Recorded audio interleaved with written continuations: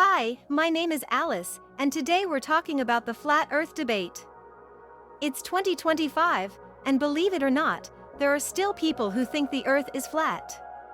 Let's dive into this and lay out the facts to settle this once and for all. The Earth is round, not flat.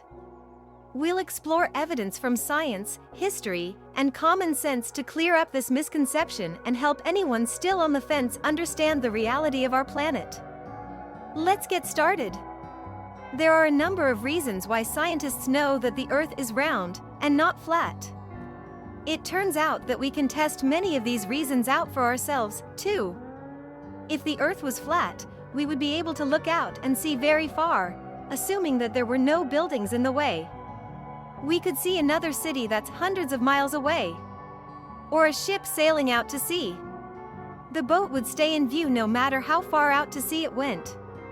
However, if we look out when standing on the ground, we can't see that far. We can't look out into the distance and see a town that's miles away.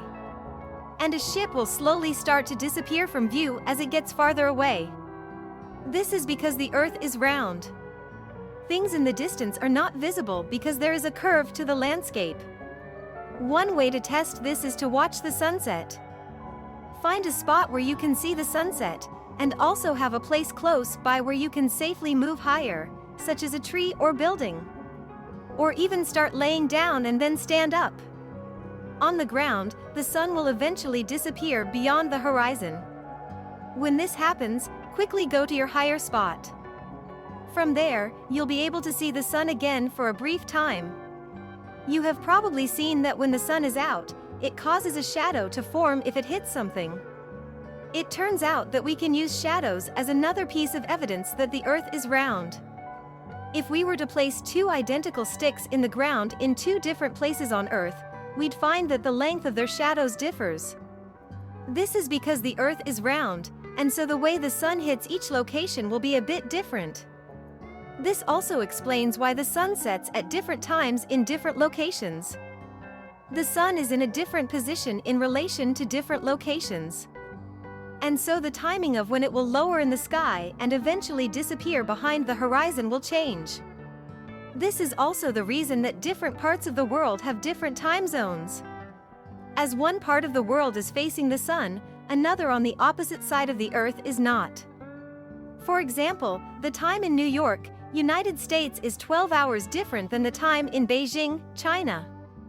For parts of the world that are closer together, the difference in time will be less. During a lunar eclipse, the Earth passes between the moon and the sun. When that happens, the sun projects Earth's shadow onto the moon. When this happens, you can actually see the Earth's shadow if you look up at the moon. If you do this, you'll see that there is a round shadow, not a flat one. A follow-up question might be whether the Earth could be flat and round, like a pancake. This would cause the shadow on the moon to be round, but the shape of the Earth to be flat. If the Earth were flat but rotating, its shape would be different for eclipses at different times of the day or night. Sometimes it would appear only as a line. The rest of the time it would appear like an oval or circle as it's spinning.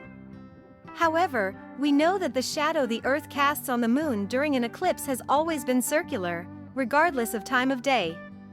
This supports the idea that the Earth is a sphere. These are just a few testable ways we know that the Earth is round.